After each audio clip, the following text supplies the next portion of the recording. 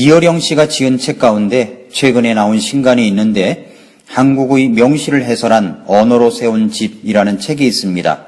32편의 시를 해설한 책입니다. 그 책은 김수월의 시를 비롯하여 한국의 명시들을 소위 묵상하고 해설한 명해설서라고 할 수 있습니다. 이어령 씨 서재는 꼭 구경하고 싶은 곳이기도 합니다. 언젠가 신문 기사에 그 서재에 대해서 써놓은 기사를 본 적이 있습니다. 서재에는 7대의 컴퓨터가 있다고 합니다. 전자펜, 스캔 등을 활용하여 각 컴퓨터에 저장을 해놓고 필요할 때 정보들을 꺼내 쓴다는 것입니다. 지금도 책을 읽으며 책을 쓰고 있는 한국의 문학계의 보물과 같은 분이라고 생각이 됩니다. 그런데 그분이 써놓은 언어로 세운 집이라는 책에서 엄마야 누나야 강변 살자라는 김소월의 시를 해설한 내용을 보고 저는 정말 탐복을 했습니다. 우리야 아이를 재우는 자장가 정도로 불렀던 그 시에 담긴 내용들을 깊은 우물물을 길어내어 시원하게 마시는 한 잔의 물처럼 그렇게 내면을 적시는 놀라운 것이 있었습니다. 그러니까 학교 다닐 때 그 시를 배웠던 것과는 전혀 다른 설명이었습니다. 남녀의 젠더 공간, 어른과 아이의 화자 공간, 현존과 부재의 공간, 자연과 비자연의 공간, 전방과 후방 공간, 시각과 청각 공간, 열린 것과 닫힌 것의 공간, 수평과 수직의 공간, 무기와 유기 공간, 생명과 비생명의 공간 등을 들어서 설명을 하는데 정말 시의 묘미를 맛보는 것이었습니다. 시는 언어로 지은 집인데 우리가 집을 생각하면 벽과 지붕이 있는 정형된 모양을 생각하기 마련이지만 집의 내부를 보면 저마다 다른 생활을 느끼게 되는 것처럼 시는 언어로 지은 집인데 집이라는 것은 지붕, 외장재 등 외부뿐만 아니라 가구, 인테리어, 분위기 모든 것이 총체적으로 느껴져야 하는 것처럼 말입니다. 어떤 부인이 이 책을 보고 짧은 시인데도 이렇게 많은 의미를 담고 있고 도심 속에 살면서 자연과 정을 그리기 때문에 짧고 쉬운 말로 쓰인 동요 같은 시이지만 슬픈 느낌의 어른을 위한 시처럼 느껴지는 것이 신기해서 남편에게 물었답니다. 엄마야 누나야 강변 살자가 무슨 뜻인지 알아요? 남편이 하는 말이 결국 부동산 투자는 강변에 해야 뜬다는 것이지 자신의 투자 전망을 몰라주는 부모에 대한 원망이랄까? 라고 하더랍니다. 기가 막힌 부인이 할 말을 잃었답니다. 저는 이어령 씨의 이 책을 보고 목마름이 생겼습니다. 성경을 그렇게 길어내는 사람이 되고 싶은 목마름입니다. 그래서 시편을 생각하게 되었습니다.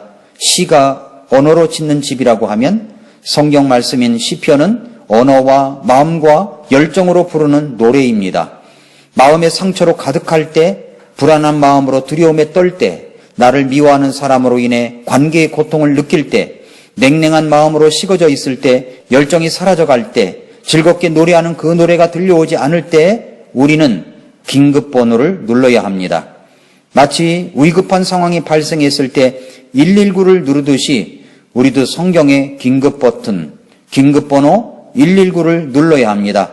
그것이 바로 시편 119편입니다. 오늘의 양식, 이 시간은 앞으로 매주 목요일마다 언어와 마음과 열정의 노래를 담은 시편을, 그 중에서도 시편 119편을 가지고 말씀을 나누겠습니다. 오늘은 그 첫 번째 시간으로 시편 119편 97절 말씀을 본문으로 긴급번호 119라는 제목으로 말씀을 나누겠습니다. 시편 119편 97절은 이렇게 말씀합니다. 오 내가 주의 법을 얼마나 사랑하는지요. 그 법이 종일토록 나의 묵상이 되나이다 라고 했습니다. 여러분은 이 말씀처럼 그렇게 하나님의 말씀을 사랑하십니까?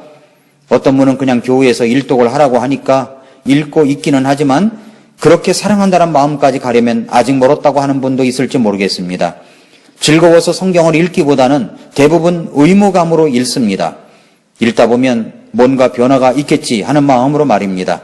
즐거워서 읽어야 하는데, 그래서 그 말씀이 종일토록 묵상이 되어야 하는데 아직은 그 경지에 이르지 못했다고 말하는 분도 있을 것입니다.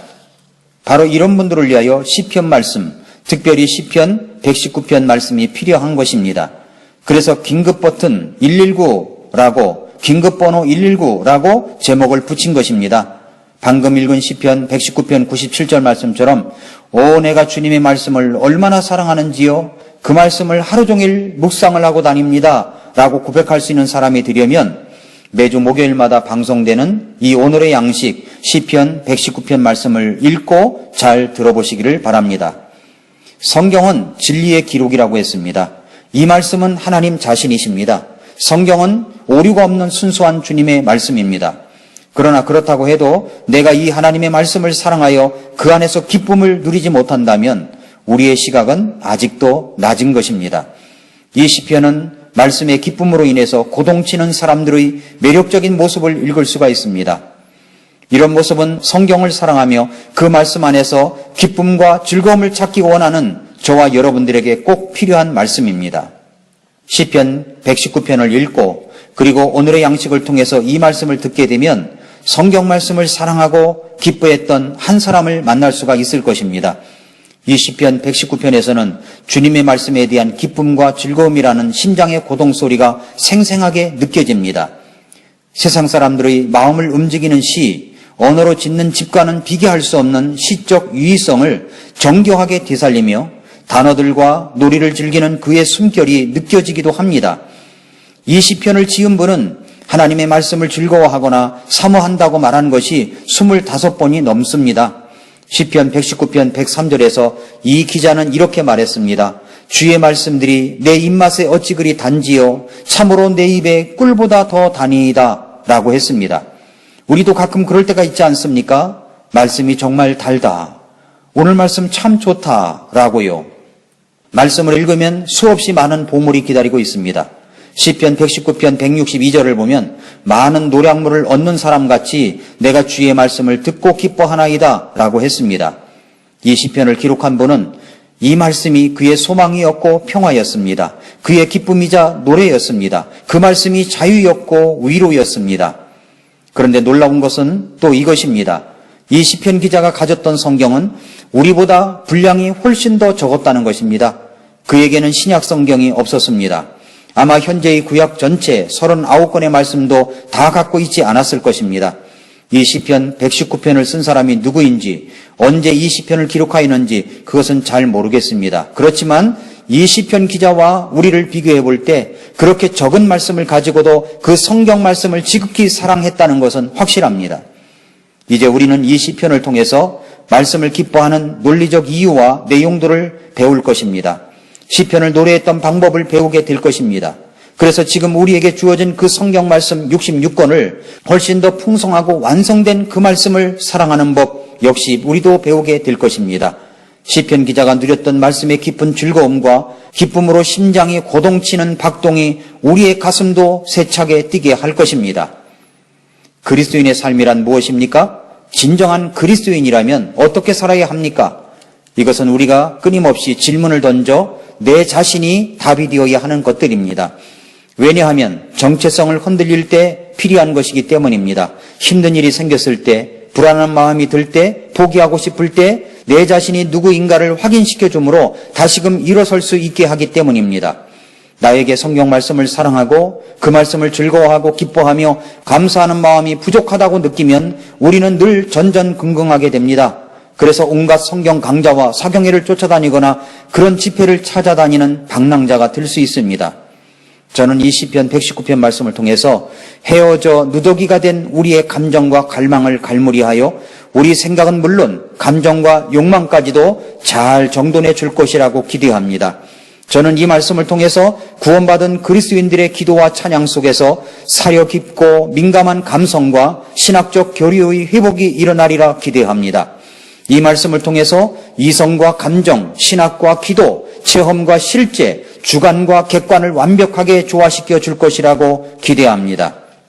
시편을 묵상하고 함께 말씀을 공부하는 동안 우리는 생물학 교사보다는 음악 교사에 더 가깝게 될 것입니다. 생물학 교사는 해부를 많이 합니다. 해부하기 위해서는 죽여야 합니다.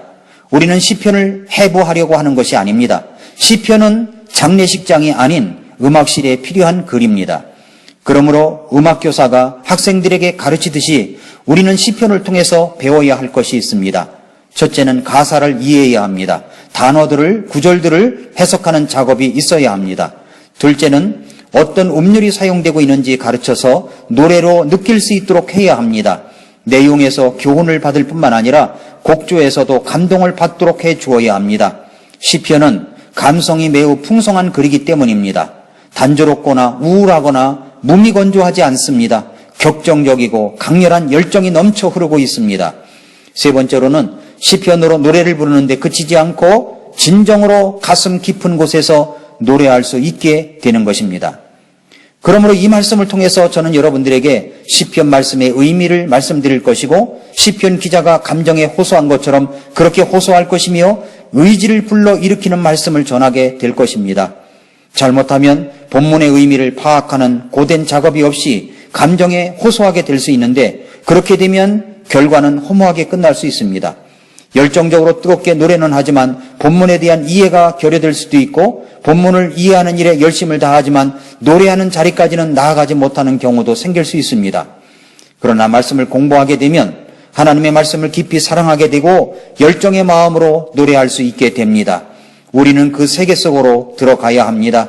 그런데 바로 그 시편 말씀이 그 세계로 들어가게 하는 문인 것입니다. 그러므로 앞으로 이 시편 말씀을 들을 때 세 가지 질문을 꼭 해보시기 바랍니다. 첫째는 본문을 이해하고 있는가? 교훈적 질문입니다. 둘째는 가슴으로 느낄 수 있는가? 감정적 질문입니다. 셋째는 기꺼이 노래할 마음이 일어나는가? 의지적 질문입니다. 사랑하는 성도 여러분, 혹시 여러분의 마음속에 하루를 생활하려고 하니 초조하십니까? 두려운 마음이 일어납니까? 자신의 육체의 한계와 고통 때문에 불안한 마음이 있습니까? 모함으로 인해서 사방이 꽉 막혀 있는 것 같습니까? 채워지지 않는 갈증으로 인해 목이 타십니까? 그렇다면 이 시편 말씀을 읽고 묵상하시기 바랍니다. 긴급번호 119를 누르시기 바랍니다.